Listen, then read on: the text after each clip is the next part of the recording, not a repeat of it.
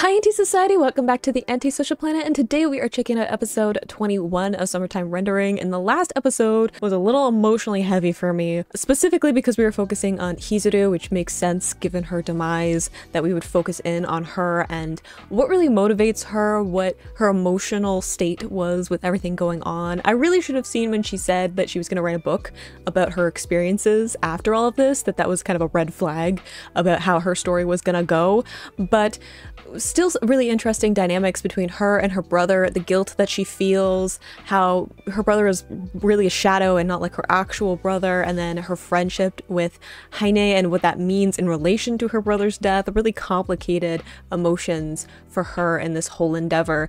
It does make me wonder though, because we had it ending with her brother being transferred into Shinpei, which sounds really weird, but it's not the weirdest thing that's happened in this series so far. It makes me wonder that if Shinpei does loop back, obviously we're not going to do that right now because he's too close to his previous loop that he did, but if he does loop back, does he keep the entity that has been given to him, or does it go back to Hizuru? Like, if we go back and Hizuru's alive, does she still have her brother, or is there now two? This may not be applicable at any point, but I would like to know the mechanics of that one. Obviously not like the main thing to be focusing on, but that's where my brain has been at for the last little bit after I watched the episode, is I'm like, hang on a second, how is that gonna work? But we did have some foreshadowing, I guess, that Heine isn't really the big bad baby. It might actually be Shibe who's more of a problem than Heine, and that Heine seems to lean more towards this kind of childlike character, this like lost child that's just trying to find their family, as opposed to like a mass murderer god spirit thing. So we'll see how that all ends up. We're getting super close to the end of the series, so we'll see how everything works out now that Shinpei has this new weapon built in to work with, and also is probably going on a bit of a angry revenge spree, I would expect, because of what happened to Hizuru. He does seem really scary, like unhinged underneath the calm facade. We'll see how this all turns out, but let's get into this episode. In 3, 2, 1, go.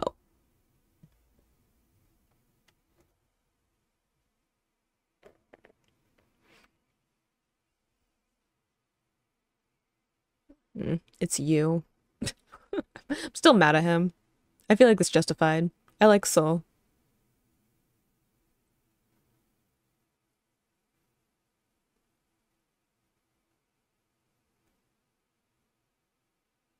I think it's also a lot that when he's sad, he goes to the sea.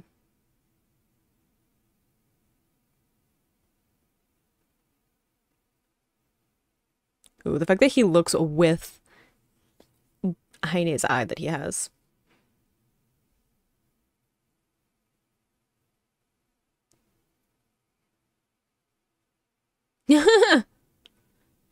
Is it the shadow versus Shinpei?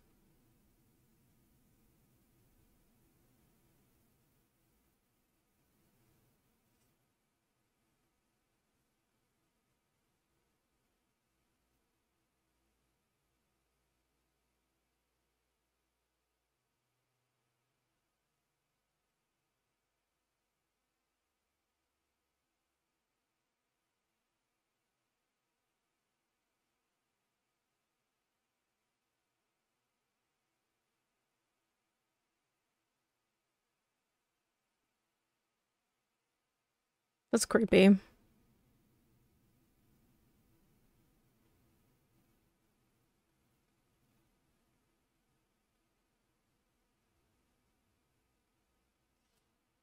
It's a good question. We're starting to be able to see, I don't know, time streams or whatever. I don't like the calm smile. I was saying before that, like, I feel like the more this goes on, that Shinpei just continues to be more and more worrying in terms of like his psyche, because you can't be normal after doing all this. Like, even if we get to a point where he doesn't have his like time looping abilities anymore, there's no way that he comes out of this normal or like he was before everything happened. So he's already worrying me for that. But now he literally has like two voices in his head. And he keeps doing this thing where he smiles his way through really ominous moments. And I'm just a little bit nervous, you know? I don't want to be nervous around him, but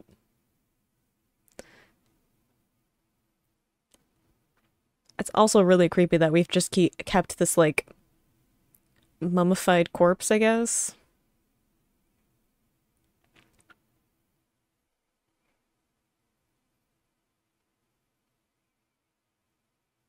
I should probably be used to this show freaking me out though. Tends to be the pattern.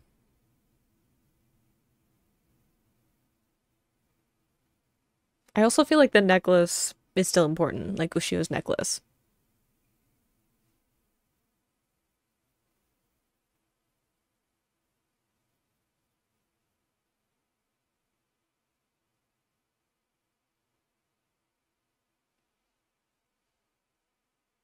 Oh, does he feel survivor's guilt?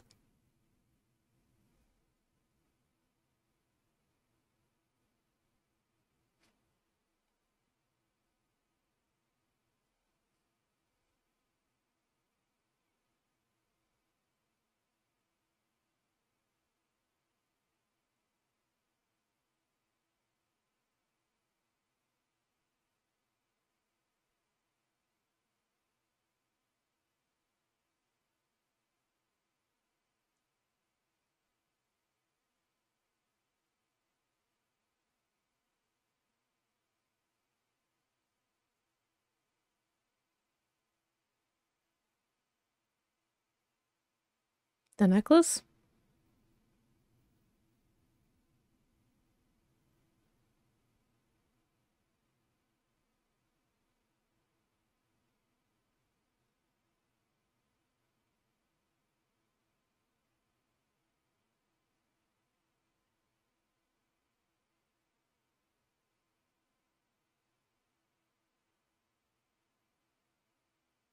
Oh, she's scary when she's angry.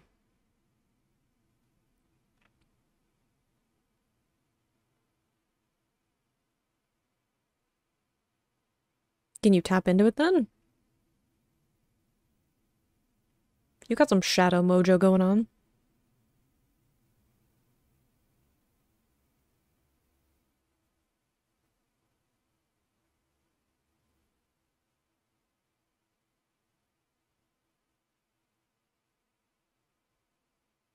Oh,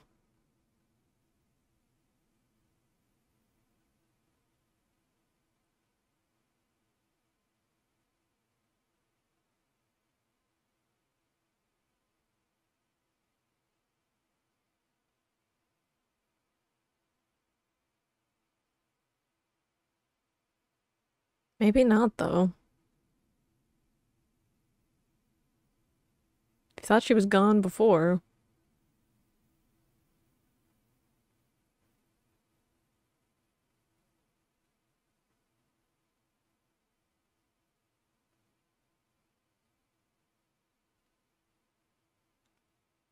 It's actually a good point. Maybe.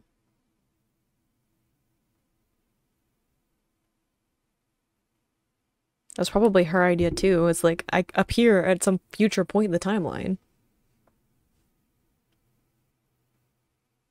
I hope it's true because he seems so smiley and happy for the first time in a while.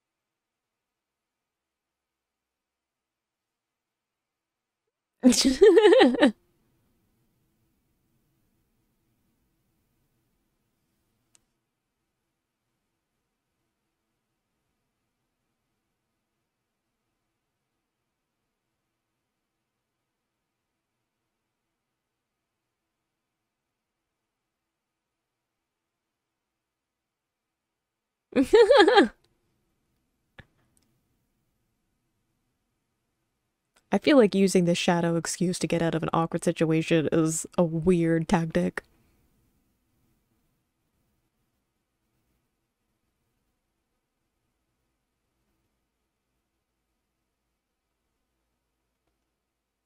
That was nice though.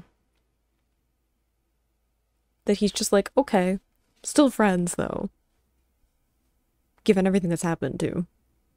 Be hard to like not be bonded in some way.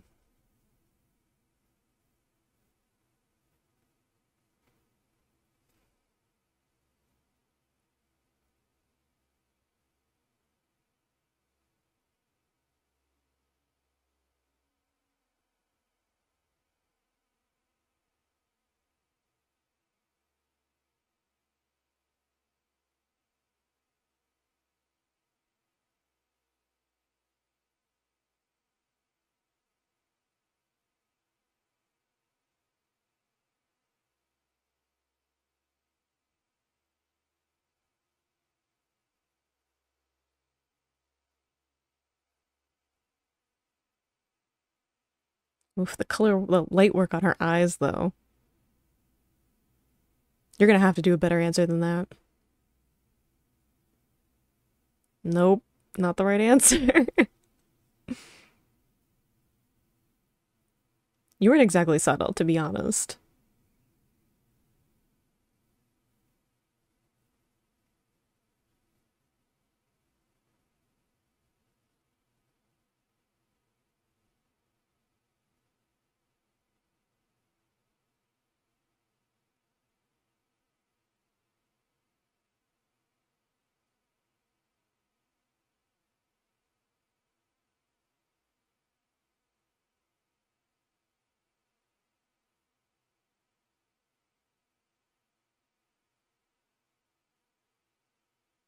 At least we're openly admitting it.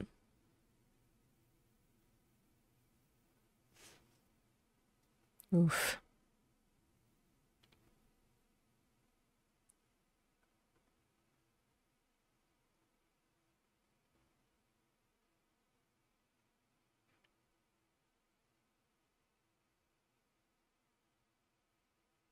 Oh, I was like, I don't believe that one.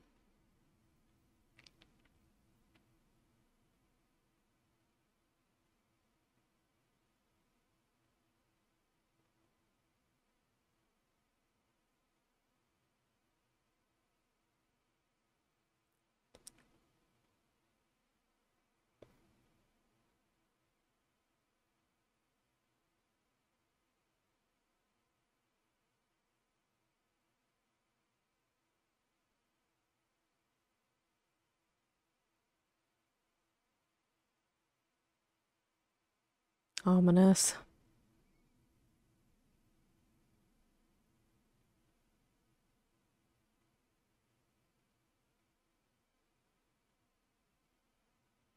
Are we causing a huge fire? What's going on?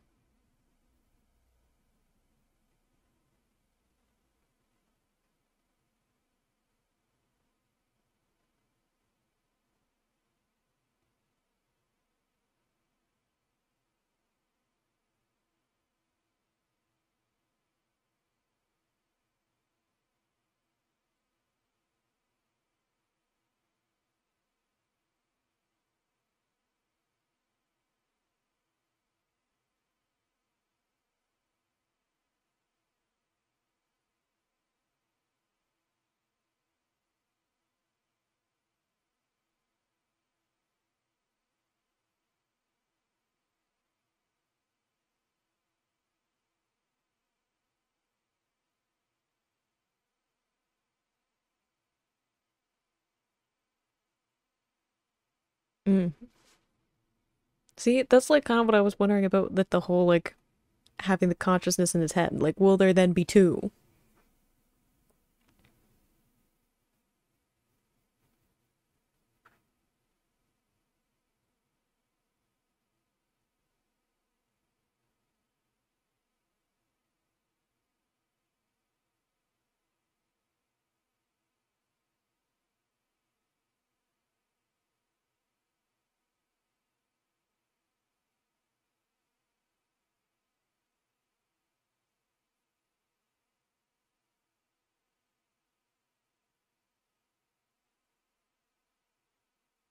Mm-hmm.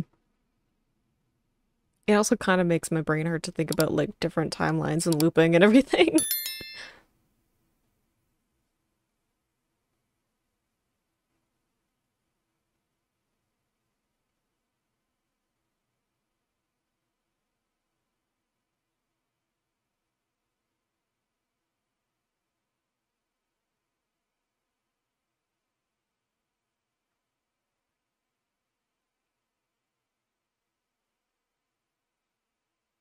Spooky.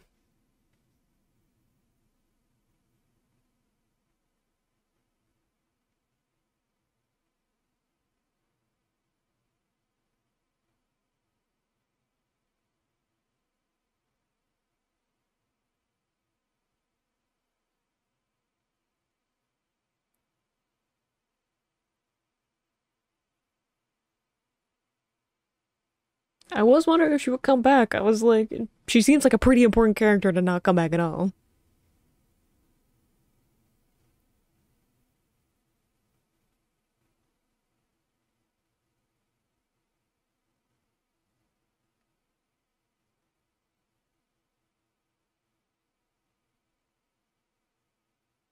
Okay, but if they loop now, will they then know about it? Because Shinpei knows?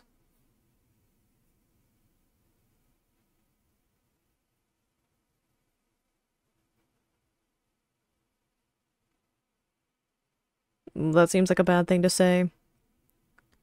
Like, everything's all gonna go exactly as planned. Seems like a good way to have things go completely topsy-turvy.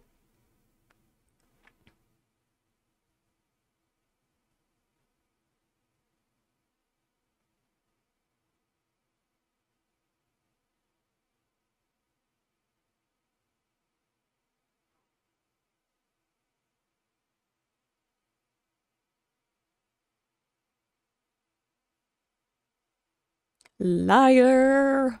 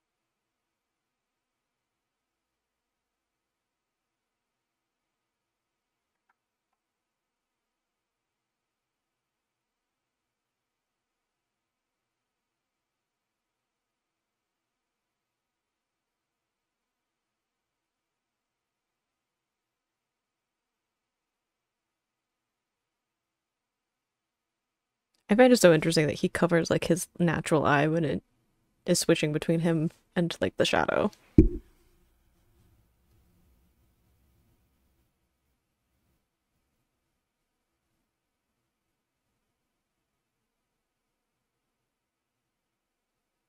Run, Alan, run.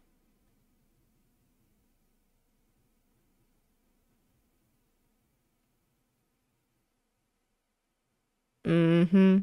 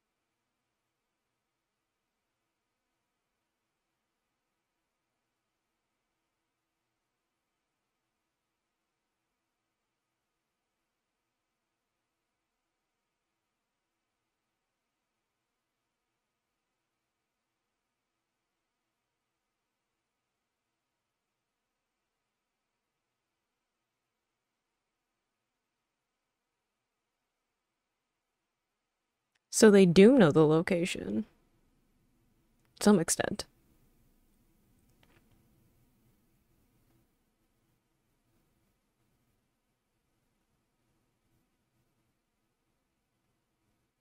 This is what I was wondering. I'm like, wouldn't they know at some point? Because there's been so many loops, like, Shinpei knows where she is. And has looped before. And if the connection still stands, then they're gonna have that information too.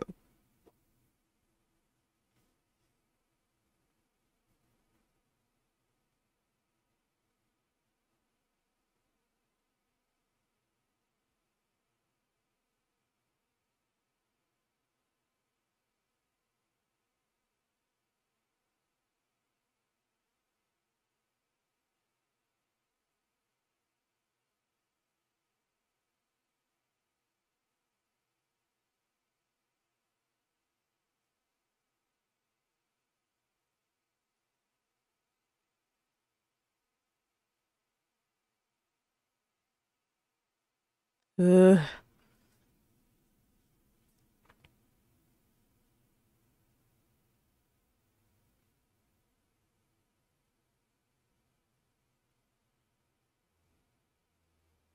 Are we inside the shadow?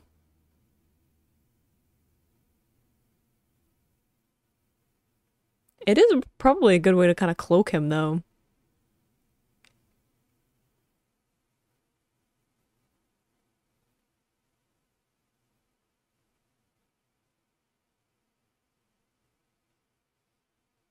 Where's Rosenkrantz, though?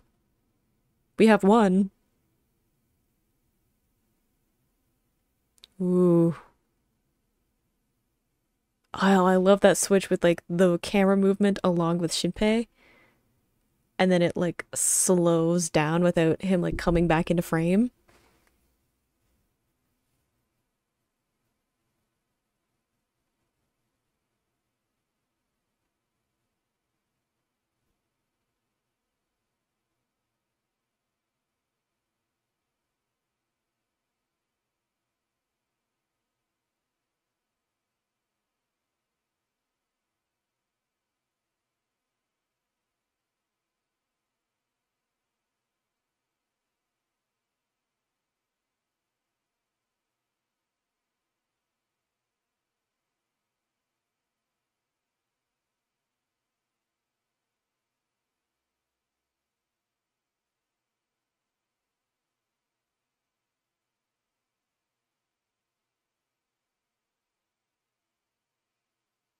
That would be kind of unnerving, wouldn't it? Just like wake up and a giant shadow baby thing is coming at you.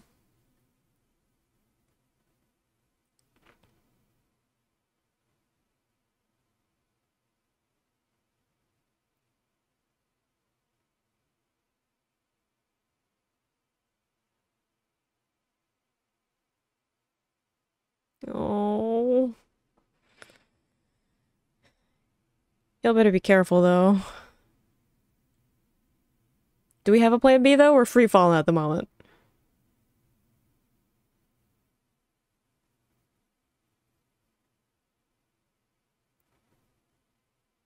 I do like that we had the whole, like, memory transfer thing being set up throughout the rest of the series, and then now it's like, we're bringing it all together.